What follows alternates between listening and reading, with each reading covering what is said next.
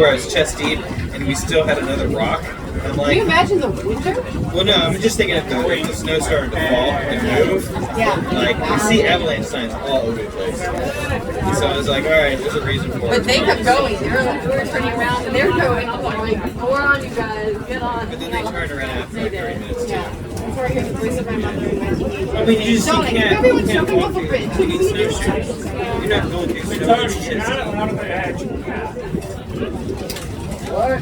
It might have been different too if you could see anything. But man, that was brutal. Yeah, we just go higher and have the same view. Nothing. She might throw you off. You can't come back. Can you imagine the winter?